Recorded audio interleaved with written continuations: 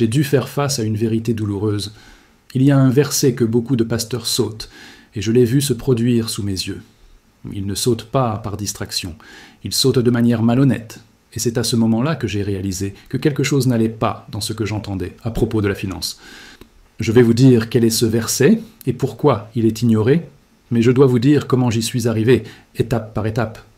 J'ai remarqué au fil des années à quel point les églises parlent de plus en plus d'argent, surtout les plus grandes, liant toujours la foi à la contribution. Ils parlaient de donner de l'argent à l'église, comme si cela était synonyme de semer dans le royaume de Dieu. J'ai entendu à plusieurs reprises que mon engagement financier était un investissement qui apporterait une récolte garantie. Ils disaient que si je semais financièrement, je récolterais 30, 60 et même 100 fois plus. Ils ont promis que Dieu ferait déborder mes finances, qu'il ouvrirait les écluses du ciel. Ils appelaient cela des lois spirituelles, données pour être bénis financièrement. À cette époque, j'ai cru, car ceux qui en ont besoin s'accrochent à ce qui est promis avec une voix d'autorité. Mais plus j'écoutais, plus je me rendais compte que les mêmes textes étaient sélectionnés pour soutenir les mêmes promesses. C'était toujours un scénario.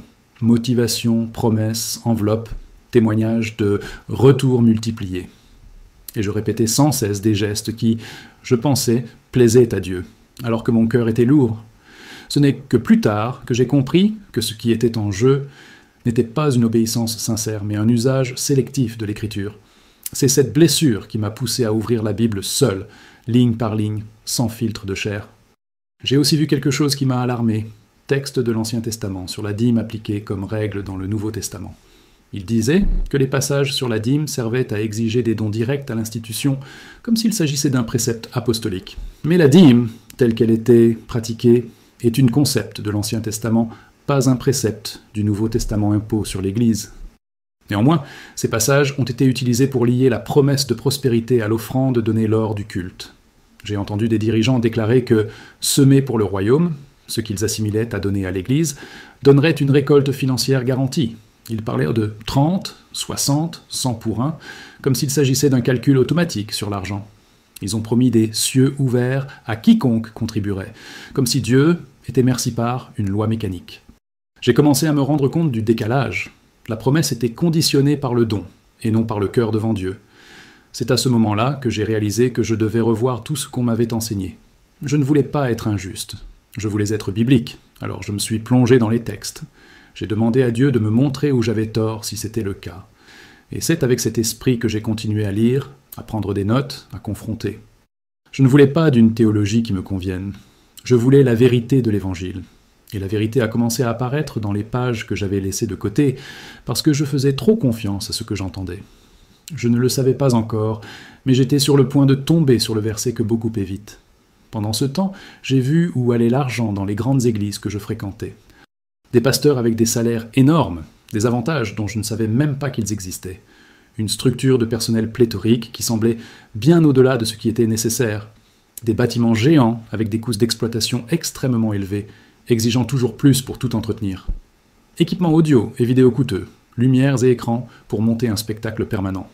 C'était une production impeccable, mais je n'ai pas vu cela dans les pages de la Bible. Ce que j'ai vu dans les Écritures n'était pas de la vanité, c'était de la simplicité, du service et du pain rompu. Je ne dis pas que l'organisation est un péché, je dis que le luxe financé par la culpabilité n'est pas l'Évangile. Quand j'ai posé la question, la réponse est venue rapidement. C'est pour le royaume. Mais la question que je posais en secret était une autre. Le royaume de qui? J'ai comparé l'étape coûteuse avec la vie difficile de ceux qui y ont contribué. Et cette comparaison m'a amené à m'intéresser aux textes qui parlent de donner. À qui, après tout? Puis je suis arrivé aux lettres. Galates, Romains, 1 Corinthiens. Et ce que j'ai trouvé là ne semblait pas correspondre à la pratique que je voyais. Dans Galates 2,10, je lis « On nous a seulement demandé de nous sommes souvenus des pauvres », ce que j'ai aussi essayé de faire avec zèle. Dans Romains 15, 26, j'ai vu « Car il a plu à la Macédoine et à l'Achaïe de susciter une collecte pour les pauvres parmi les saints qui sont à Jérusalem. » Dans 1 Corinthiens 16, 1, Paul donne cette instruction. « Quant à collecte pour les saints, vous aussi, faites ce que j'ai ordonné aux églises de Galatie. » Le schéma était clair et répété. L'offrande a afflué vers les pauvres, vers les saints nécessiteux. Ce n'était pas une pyramide d'entretien de luxe, c'était une aide pour ceux qui en avaient besoin. J'ai reconnu que, dans la Bible, donner était plus horizontal que je ne l'avais imaginé. Il ne s'agissait pas d'argent qui montait pour maintenir la richesse de quelques-uns, l'amour descend pour atteindre ceux qui manquaient. Ce choc m'a fait revenir au service avec un regard différent. Je voulais voir si quelqu'un dirait cela au micro. Mais ce qui a été dit, c'est que donner à l'institution était la semence suprême, et que si je faisais cela, Dieu ferait déborder ma vie. Je n'ai presque rien entendu parler des pauvres, sauf lorsque cela servait d'illustration rapide. Les offres portaient sur des projets, des extensions, des maintenances. Je n'étais pas contre le fait de soutenir un travail sérieux, j'étais contre le fait d'ignorer ce que Paul soulignait. Et c'est avec ce malaise que je suis arrivé à 2 Corinthiens 9, je l'ai ouvert à 2 Corinthiens 9, et je l'ai lu dans l'ordre, avec l'attention de quelqu'un qui cherche une réponse. Au verset 6, « Celui qui sème peu moissonnera peu, et celui qui sème abondamment moissonnera abondamment. » Au verset 7, « Que chacun donne comme il l'a résolu en son cœur, ni par tristesse, ni par gêne, car Dieu aime celui qui donne avec joie. » Au verset 8, « Dieu peut vous combler de toutes sortes de grâces pour toute bonne œuvre. » Jusqu'à présent, tout ce que j'ai entendu dans les services semblait concorder, du moins dans le son des mots. C'est alors que je me suis souvenu d'un sermon où le pasteur avait dit « Je vais sauter un verset et y revenir. » Mais ils n'y sont pas revenus. Il est allé directement à la partie qui disait que Dieu multiplierait la graine qu'il avait semée. À l'époque, je ne m'en rendais pas compte. Maintenant, avec la Bible ouverte, j'ai vu le vide. La question qui me brûlait était « Pourquoi sauter ici exactement ?» J'ai pris une grande inspiration et j'ai lu le verset qui avait été sauté devant moi. Et c'était comme si une lumière s'allumait dans le texte. Il y avait la pièce manquante qui donnait un sens à l'ensemble du tableau. J'ai compris pourquoi ce verset ne correspondait pas au discours. Le verset sauté était le 9. Comme il est écrit, il a distribué, il a donné aux pauvres, sa justice demeure à jamais. Ainsi, le sens de 2 Corinthiens 9 ne parlait pas de donner à l'Église pour devenir riche. Je parlais de donner aux pauvres avec un cœur généreux qui bénit ceux qui sont dans le besoin. Ensuite, le verset 10 dit que Dieu multiplie la semence semée et augmente les fruits de votre justice. Et 11 dit « En toute chose, dans toute chose, vous serez enrichis pour toute libéralité. Continuez à être généreux. » Lorsque le verset 9 disparaît de la chair, le sens déraille. Il semble s'agir de financer l'institution pour recevoir le double. Avec le verset 9 en place, la cible apparaît. Les pauvres, le saint dans le besoin, la bonne œuvre qui aide. J'ai ressenti un mélange de tristesse et de soulagement. Tristesse d'avoir été conduit sans ce centre, soulagement de voir la Bible me corriger. Ce jour-là, j'ai pris une décision. Ne plus accepter les lectures qui passent sous silence tout ce qui change le sens. Je n'étais pas contre l'Église, j'étais contre la déformation du texte pour l'adapter au système. Si l'Église est bien gérée et sert ceux qui sont dans le besoin, le soutien est une bénédiction. Mais si vous déformez les Écritures et utilisez mal les ressources, ce n'est pas le royaume, c'est un projet humain. Et quand j'ai finalement vu cela, j'ai compris pourquoi on m'avait dit de fuir, non pas l'Évangile, mais la tromperie. J'ai commencé à prêter une attention particulière à la destination de tout cet argent récolté lors des services. Et plus j'en voyais, plus le malaise grandissait en moi. Impossible d'ignorer la réalité. Les pasteurs recevaient des salaires exorbitants, des sommes qu'un simple ouvrier n'aurait jamais osé espérer. Ils étaient toujours entourés d'une équipe nombreuse, un corps d'employés qui, bien souvent, semblait plus dévoué à faire tourner une machine qu'à servir la mission de l'Évangile. C'était un système lourd, qui nécessitait de plus en plus de ressources, et la seule source de ces ressources étaient les gens ordinaires assis sur les bancs. Puis il y avait les constructions gigantesques, des temples monumentaux dont la construction et l'entretien coûtaient des fortunes. À chaque nouveau projet, de nouvelles campagnes de financement étaient lancées, de nouvelles enveloppes circulaient, et de nouvelles accusations étaient portées contre ceux qui ne pouvaient pas contribuer. Je me suis souvent demandé, tout cela est-il vraiment nécessaire pour que la parole de Dieu soit prêchée ? Car lorsque j'ouvrais la Bible, je ne voyais pas Jésus demander de l'or pour construire des cathédrales, mais plutôt le Fils de l'homme sans endroit où reposer sa tête. La technologie était également un atout majeur. Équipements sonores, éclairage, panneaux LED, caméras de pointe, tout était magnifique, très impressionnant, mais je n'ai rien trouvé de comparable dans les Écritures. C'était un spectacle qui ravissait les yeux, mais qui ne répondait pas aux besoins réels de ceux qui souffraient. Et, au milieu de cette production millionnaire, on continuait à enseigner aux pauvres de la congrégation qu'ils devaient donner le peu qu'ils avaient pour qu'en retour, Dieu déverse sur eux la prospérité. Ce contraste a commencé à me consumer. J'ai observé ma propre vie, les difficultés de ma famille, et j'ai vu, à mes côtés, des frères et sœurs qui traversaient des épreuves encore plus grandes, des ouvriers qui avaient à peine de quoi acheter du pain, des mères qui se sacrifiaient pour nourrir leurs enfants, des personnes âgées qui mettaient de côté une partie de leur retraite pour l'Église, persuadées d'être récompensées. Pendant ce temps, les dirigeants vivaient dans l'abondance, justifiant tout par le fruit de la foi. C'est durant cette période que j'ai commencé à revisiter les textes bibliques sur le don. S'il était vrai que Dieu avait établi une loi financière spirituelle, cela aurait dû être clair dans les Écritures. Mais plus je lisais, plus je découvrais que ce n'était pas ce qui était écrit. Paul ne disait pas de remplir les caisses des institutions. Il parlait de se souvenir des pauvres, de partager avec ceux qui sont dans le besoin, de soutenir les saints dans le besoin. Et cette réalité biblique était bien différente de ce que je voyais prêcher dimanche après dimanche. C'est alors que j'ai compris qu'une stratégie bien plus profonde était à l'œuvre. Les versets étaient soigneusement choisis, coupés et répétés jusqu'à ce qu'ils semblent dire exactement ce que les prédicateurs voulaient. Et cela m'a amené à la question centrale. Et si, au lieu de simplement manipuler le sens d'un texte, ils sautaient des passages entiers de la parole ? Cette idée semblait absurde au début, mais il ne fallut pas longtemps avant que je la voie se produire sous mes yeux. La première fois que j'ai clairement remarqué un verset sauter, c'était lors d'un culte du mercredi. J'avais ma Bible ouverte et je suivais le sermon mot pour mot, quand j'ai remarqué quelque chose d'étrange.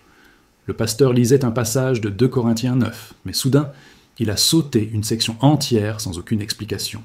Il a simplement sauté et est passé à autre chose, comme si de rien n'était. Sur le moment, j'étais perplexe, car il semblait manquer quelque chose au raisonnement. Mais le sermon était si passionné, si convaincant, que j'ai fini par le laisser filer. Ce n'est que plus tard, à la maison, que cette agitation est revenue avec force. J'ai pris ma Bible et relu calmement le passage. Le pasteur avait commencé au verset 6. « Celui qui sème peu, moissonnera peu, et celui qui sème abondamment, moissonnera abondamment. » Puis il est passé au verset 7. « Que chacun donne comme il l'a résolu en son cœur, sans regret ni contrainte, car Dieu aime celui qui donne avec joie. » Jusque-là, tout semblait aller pour le mieux. Puis il est passé directement au verset 10, où Paul dit que Dieu multiplie la semence et multiplie la moisson de la justice. Mais entre ces versets, un détail crucial se trouvait. C'est le verset 9 qui avait été ignoré. Il disait « Il a distribué, il a donné aux pauvres, sa justice subsiste à toujours. » En le lisant, j'ai eu du mal à y croire. C'était comme si une pièce du puzzle avait été volontairement cachée, car ce verset change radicalement le sens du texte. Sans lui, on dirait que tout le passage parle de donner de l'argent à l'Église pour recevoir la prospérité en retour. Mais avec lui, le sens est différent. L'accent n'est pas mis sur l'enrichissement des institutions, mais sur l'aide aux nécessiteux. Et c'est à ce moment-là que j'ai compris que ce n'était pas une distraction, mais un choix conscient. Je me souviens avoir fermé la Bible et être resté silencieux quelques minutes. J'ai ressenti une oppression dans la poitrine, comme quelqu'un qui découvre avoir été trompé par quelqu'un en qui il avait une confiance profonde. Ce n'était pas seulement une interprétation différente, mais l'omission d'un passage essentiel du texte. Je me suis demandé, combien de fois cela s'est-il produit sans que je le remarque ? Combien d'autres textes ont été façonnés pour correspondre à un discours qui n'est pas biblique ? C'était un sentiment d'indignation, mais aussi de prise de conscience.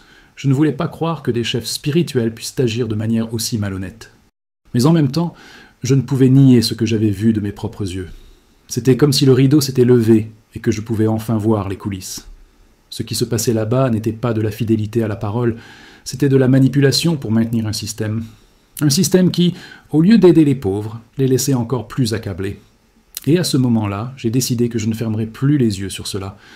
C'est aussi à ce moment-là que j'ai compris la différence entre une église qui gère bien ses ressources et une autre qui les accumule pour elle-même. Je ne disais pas que soutenir la communauté locale était mal. Au contraire, si l'église utilisait ses ressources pour bénir les pauvres, nourrir les familles et aider les nécessiteux, alors il était logique de contribuer. Mais lorsque j'ai constaté que ce modèle déformait des versets et occultait des parties de la parole, j'ai compris qu'il y avait un gouffre entre ce que le Christ enseignait et ce qui était prêché. Et c'est là que j'ai eu cette conviction. Lorsqu'un pasteur saute un verset pour maintenir son discours, il est temps de s'enfuir. En lisant ce verset, j'ai eu l'impression d'avoir découvert une vérité profondément cachée. Ce n'était pas un détail, c'était l'essence même du message de Paul. Il a répandu, il a donné aux pauvres. Sa justice demeure à jamais. Ce passage ne parle pas d'enrichir les églises, ni de multiplier les trésors pour les dirigeants, mais il parle directement de générosité envers les nécessiteux. Je me suis demandé combien de fois j'avais applaudi des messages qui, au fond, étaient incomplets, Et j'ai réalisé, un texte à moitié écrit peut devenir un mensonge complet.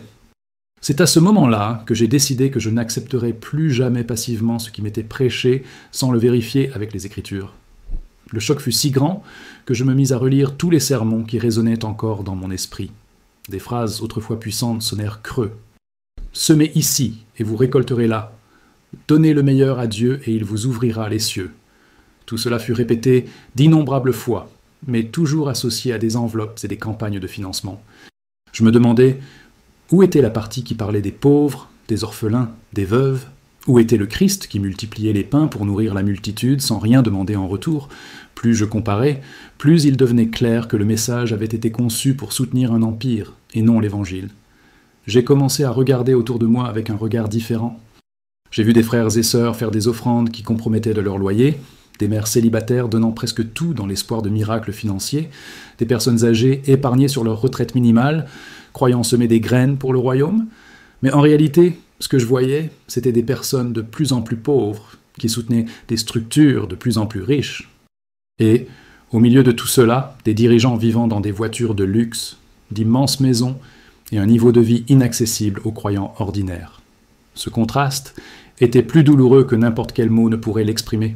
En même temps, je ne pouvais m'empêcher de ressentir un poids sur moi-même. Moi aussi, j'étais tombé dans ce cercle vicieux. J'avais fait des offrandes en espérant la prospérité, j'avais cru aux promesses de gains multipliés, je me sentais coupable de ne pas pouvoir donner la valeur suggérée. Pendant des années, j'ai pensé que mon manque d'abondance était la conséquence de mon manque de foi ou de ma désobéissance. Découvrir qu'il ne s'agissait pas de cela, mais d'une manipulation de la parole, a été comme un soulagement. Et avec le soulagement vint une sainte révolte.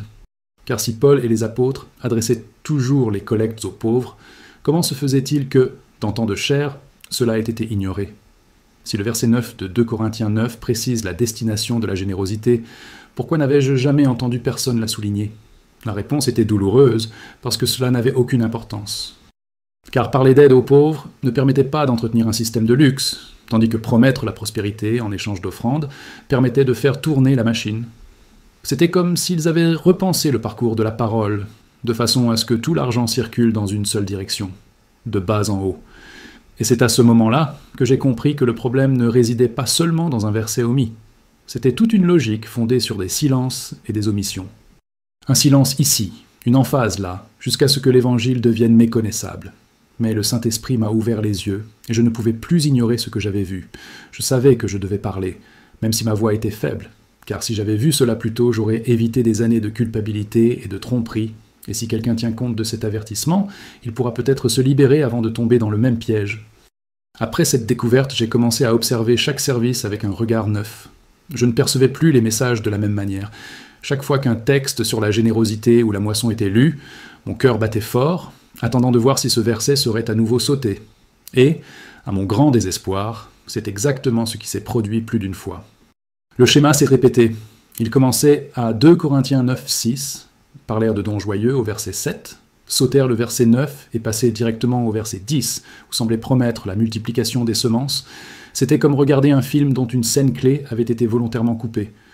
La conséquence était évidente. Sans le verset 9, le passage devenait un encouragement à donner à l'institution, dans l'espoir d'une réciprocité financière de la part de Dieu. Mais avec l'ajout du verset 9, l'objectif changea complètement. Il ne s'agissait plus de donner pour enrichir les pasteurs ou entretenir des bâtiments luxueux. Il s'agissait de distribuer aux pauvres, d'aider les nécessiteux et de secourir les saints. Cette omission altéra tout le sens de la parole. Et lorsque j'en ai pris conscience, j'ai compris qu'il ne s'agissait pas seulement d'une erreur d'interprétation. C'était une manipulation consciente et planifiée visant à enfermer les gens dans le système. C'était douloureux à admettre, mais j'étais tombé dans ce piège. Pendant des années, j'ai capitulé, persuadé que ma récolte serait financière, que mes dettes seraient payées miraculeusement, que mes revenus se multiplieraient. Je m'attendais à la prospérité, car telle était la promesse que j'avais entendue. Mais la Bible n'a jamais garanti cela comme une loi automatique. Au contraire, elle a toujours montré que la véritable récolte résidait dans la justice, la générosité et la compassion envers les pauvres. Lorsque le verset 9 est réduit au silence, cette vérité est effacée, et l'Église commence à se nourrir de son propre peuple, au lieu de nourrir ceux qui en ont le plus besoin. L'indignation m'a submergé. Je me suis souvenu des fois où j'avais fait des offrandes qui mettaient en péril mon loyer. de la peur que j'éprouvais quand je n'avais plus rien à donner, de la culpabilité que je ressentais à croire avoir déçu Dieu. Avec le recul, je réalise que cette culpabilité ne venait jamais du Seigneur, mais d'hommes qui déformaient la parole pour obtenir ce qu'ils voulaient. C'était trop lourd à admettre, mais libérateur en même temps, car une fois qu'un mensonge est exposé, il perd son pouvoir. Et je ne pouvais plus être esclave de quelque chose qui ne venait pas de la Bible. J'ai commencé à en parler à quelques frères, mais j'ai vite compris que ce ne serait pas facile. Beaucoup ont préféré ne pas remettre cela en question. Certains se sont même mis en colère quand je leur ai montré le verset 9, comme si j'attaquais leur foi. À vrai dire, personne n'aime croire qu'il a pu être trompé. J'ai moi-même lutté contre ce sentiment. Mais il était indéniable que c'était écrit, c'était clair, et je ne pouvais pas continuer à faire semblant de ne pas l'avoir vu. C'était comme si Paul avait laissé ce verset-là précisément pour protéger l'Église des faux enseignements, mais peu de gens étaient prêts à le voir. Et c'est à ce moment-là que j'ai compris. Lorsqu'un pasteur doit sauter un verset pour appuyer son message, ce n'est pas seulement une erreur théologique, c'est une fraude spirituelle. C'est la preuve que la priorité n'est pas la vérité de la parole, mais l'intérêt personnel. Et à la lumière de cela, j'ai appris une leçon qui me suit encore aujourd'hui. Peu importe qui prêche, je dois vérifier si c'est dans la Bible, je dois le lire moi-même, car c'est seulement ainsi que je peux rester ferme dans la vérité. Et si un jour je me rends compte qu'ils essaient de me tromper, la réponse sera simple, me lever et partir, sans me retourner. Après avoir compris cette manipulation, j'ai commencé à revoir chaque détail de ce que Paul a écrit dans 2 Corinthiens 9. Je voulais m'assurer de ne pas exagérer, de ne pas être le fruit d'une simple incompréhension. J'ai donc relu le chapitre entier plusieurs fois. Et à chaque lecture, j'étais de plus en plus convaincu. La ligne 9 n'était pas un simple détail à ignorer, c'était le cœur du texte. Elle indiquait la destination de la générosité, les pauvres. Sans elle, le discours deviendrait un mécanisme justifiant des offrandes incessantes destinées à maintenir les structures humaines. Avec lui, la générosité retrouve son sens originel. Aider ceux qui sont dans le besoin et glorifier Dieu par l'amour concret. Cette différence n'était pas négligeable. C'était comme si deux chemins opposés se présentaient là. L'un menait à la justice, à la compassion et à l'attention portée à nos frères et sœurs dans le besoin. L'autre menait à l'enrichissement de quelques-uns et à l'exploitation du plus grand nombre. Et c'est ce second chemin que je voyais se construire sous mes yeux, dimanche après dimanche. Chaque mot omis contribuait à ouvrir la voie à la tromperie, laissant croire aux pauvres qu'ils devaient soutenir les églises riches pour recevoir un jour quelque chose en retour. Mais la Bible n'a jamais promis cela. Ce qu'elle promettait, c'est que Dieu est satisfait lorsque nous prenons soin des nécessiteux. Le contraste était encore plus douloureux lorsque je me souvenais de la simplicité de l'Église primitive. Ils n'avaient ni temples monumentaux, ni équipements de pointe. Ils se réunissaient chez eux, partagèrent le pain et partagèrent leurs biens, afin que personne ne manque de rien. Tel était l'esprit de la générosité chrétienne. Mais ce que je voyais autour de moi était tout autre. Une machine coûteuse et encombrante, exigeant toujours plus de ressources et négligeant ceux qui en avaient le plus besoin. C'était comme si le message avait été inversé. Au lieu que l'Église serve les pauvres, ce sont les pauvres qui ont commencé à servir l'Église. C'est alors que j'ai réalisé que de nombreux pasteurs non seulement déformèrent les textes, mais construisirent des doctrines entières à partir de ces omissions. Ils transformèrent des versets en slogans, en phrases toutes faites qui semblaient des vérités absolues, mais qui, en pratique, ignorèrent le contexte. Et à chaque culte, ces phrases étaient répétées comme des mantras. « Donnez, et Dieu vous ouvrira les écluses du ciel. Votre prospérité est liée à votre semence. » De belles paroles, mais elles éloignaient les gens de la vérité de l'Évangile. Et je ne pouvais plus l'écouter sans me brûler intérieurement. Je me suis senti volé. Non seulement de l'argent que j'avais donné, mais aussi de la foi que j'avais placée en quelque chose de déformé. Et ce vol m'a fait plus mal que n'importe quelle perte matérielle. Car lorsque quelqu'un manipule la parole de Dieu, il ne s'attaque pas seulement aux finances, il s'attaque à l'éternité des gens. Et voir cela se produire au nom du Christ m'a profondément révolté. C'était comme si une marque de tromperie avait été apposée sur le nom de Jésus, et je ne pouvais plus me taire. À partir de ce moment-là, j'ai décidé de ne plus vivre prisonnier de la peur ou de la culpabilité. Si Dieu voulait que j'aide les pauvres, alors je le ferais. Je pouvais continuer à contribuer à l'Église, tant qu'elle utilisait fidèlement ses ressources, mais je n'accepterais plus jamais que quelqu'un utilise la Bible pour me tromper. Car maintenant, je savais, si un pasteur omet un verset pour appuyer son message, il ne prêche pas l'Évangile, il se prêche lui-même. Et face à cela, il n'y a pas d'autre réponse que de se lever et de partir. Après avoir pris conscience de cette réalité, j'ai commencé à remarquer que les discours des pasteurs étaient soigneusement construits pour susciter l'enthousiasme avant la collecte. D'abord, il y avait les récits de personnes qui avaient prospéré grâce à de généreuses offrandes. Ensuite, des versets sur les semailles et la récolte étaient répétés à voix haute, presque comme un sortilège. Puis vint l'appel émotionnel. Qui ici a le courage de donner le meilleur de lui-même à Dieu ? À cet instant, la musique s'est intensifiée. Les projecteurs se sont braqués sur la chair.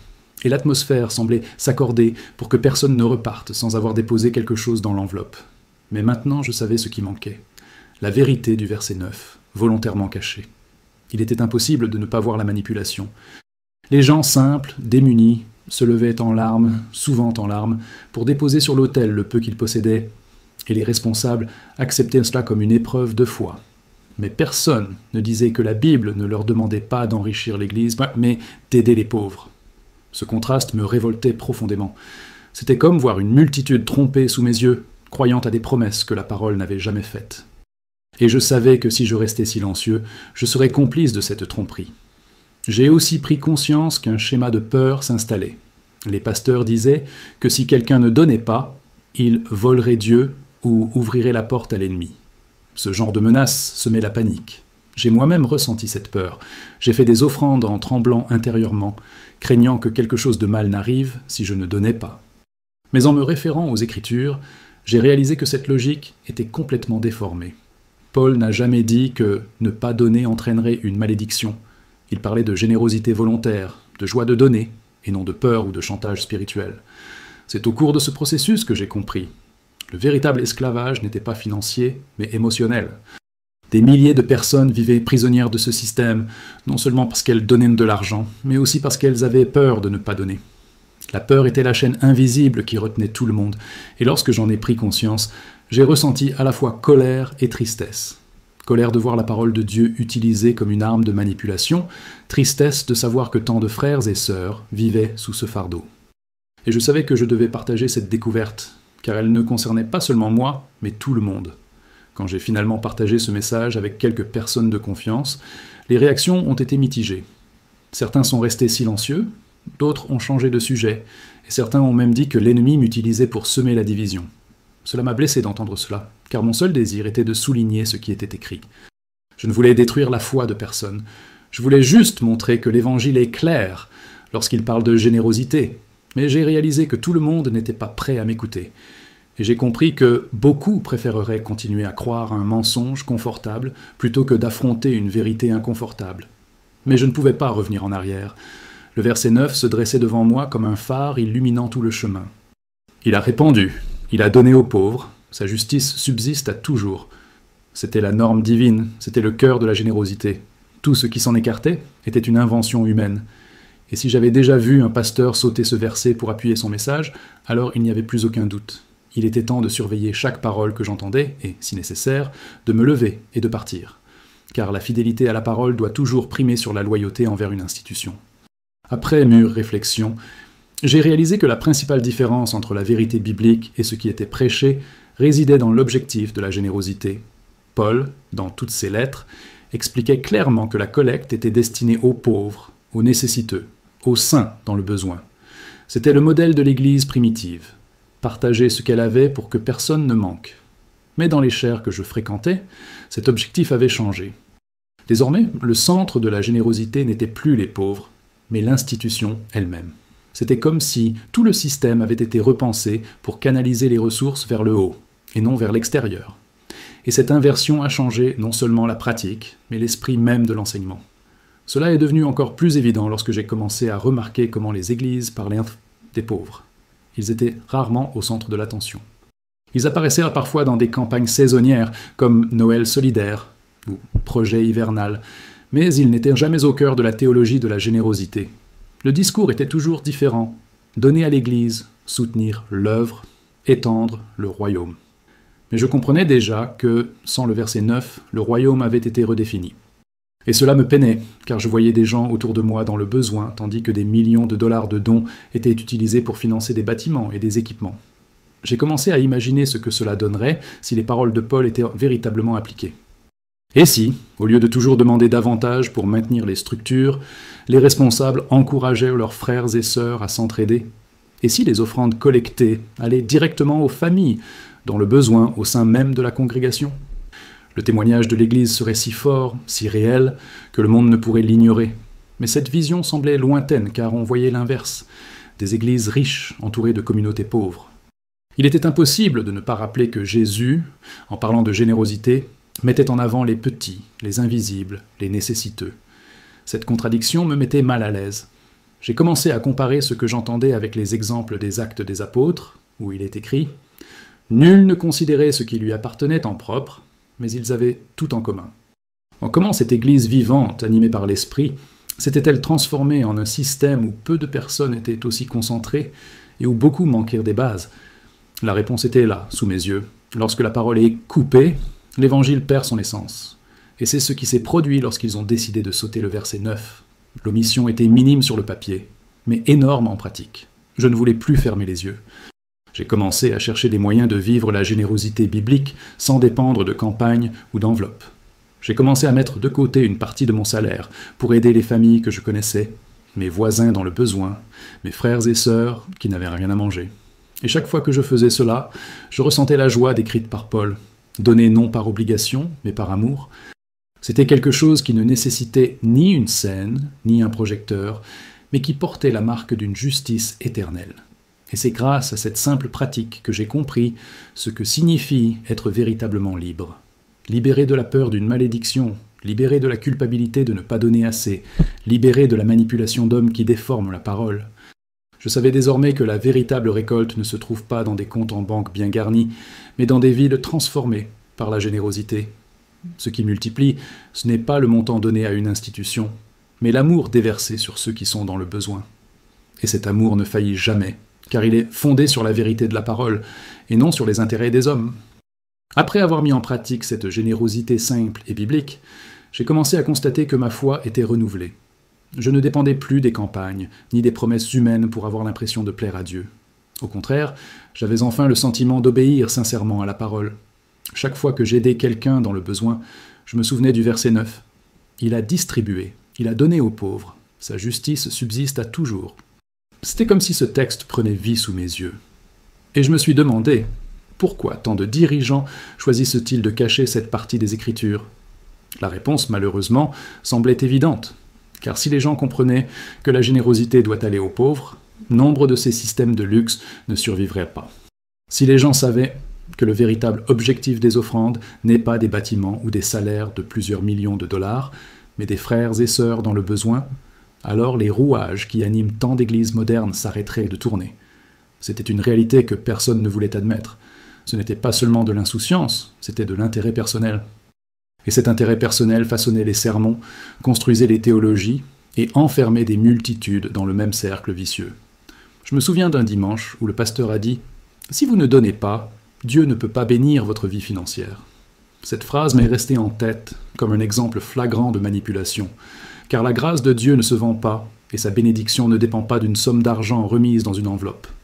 En entendant cela, j'ai ressenti un poids immense, mais aussi une sainte révolte.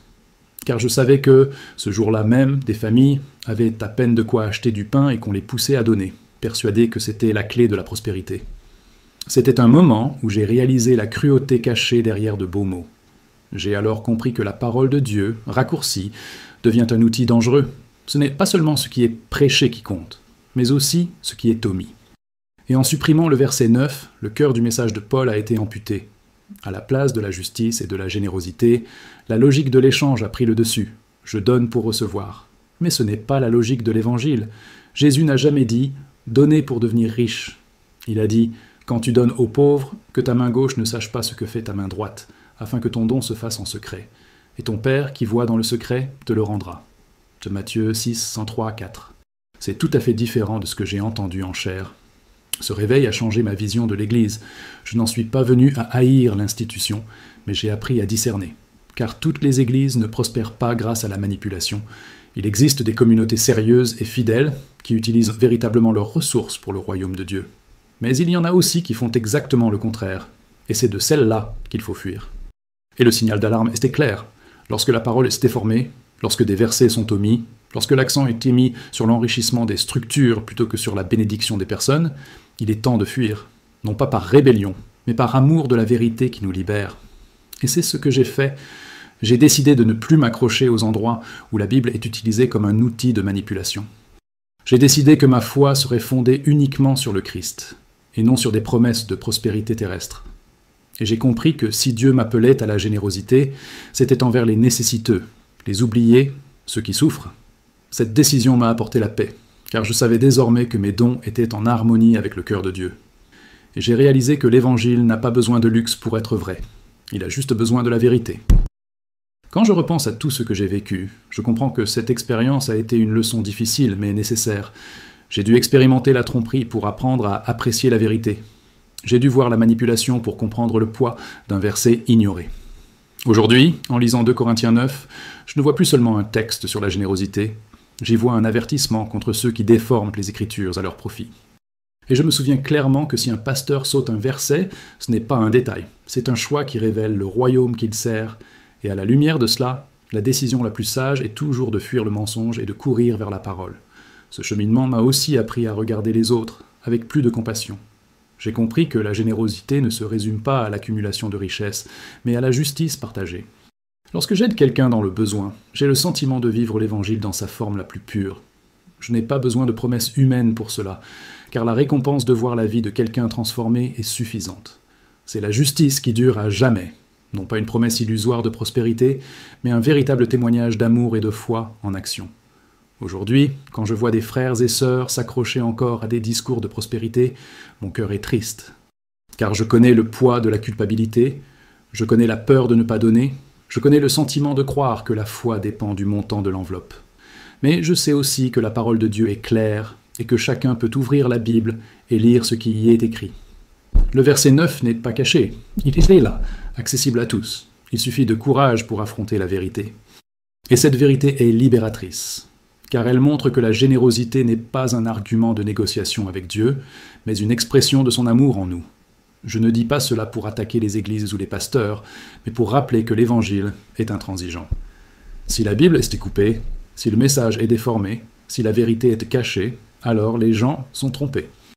Et Jésus lui-même nous a mis en garde contre les faux docteurs qui viendraient en vêtements de brebis, mais qui, intérieurement, seraient des loups voraces. Ce que j'ai vu au fil des ans m'a montré que cette réalité n'est pas si lointaine, elle est plus proche qu'on ne l'imagine. Et chaque chrétien doit être vigilant, les yeux fixés sur la parole, pour ne pas se laisser égarer. Ce que je retiens de cette expérience est simple. Je ne laisserai plus jamais personne lire la Bible à ma place. Je n'accepterai plus jamais un sermon sans avoir d'abord vérifié le texte sacré. Car la parole est claire, et ceux qui la retranchent en disent plus sur eux-mêmes que sur Dieu. J'ai appris à vivre ma foi concrètement en aidant les personnes dans le besoin, en aimant sincèrement, sans rien attendre en retour. Et cette pratique m'a apporté une paix qu'aucune campagne de financement ne pourrait jamais m'apporter. La paix de savoir que j'obéis au cœur de Dieu et non à la voix des hommes. Je laisse donc ce témoignage comme un avertissement et un encouragement. Si vous remarquez que quelqu'un saute un verset, remettez-le en question. Si un pasteur déforme les Écritures à son profit, n'hésitez pas. Levez-vous et partez. Car la fidélité au Christ vaut plus que toute tradition humaine. Et n'oubliez jamais, il a fait des largesses, il a donné aux pauvres, sa justice demeure à jamais. Voilà l'Évangile vivant, voilà la marque de la véritable générosité. Et celui qui demeure sur ce chemin ne sera jamais trompé, car la vérité de la parole est la lampe qui illumine toute notre marche.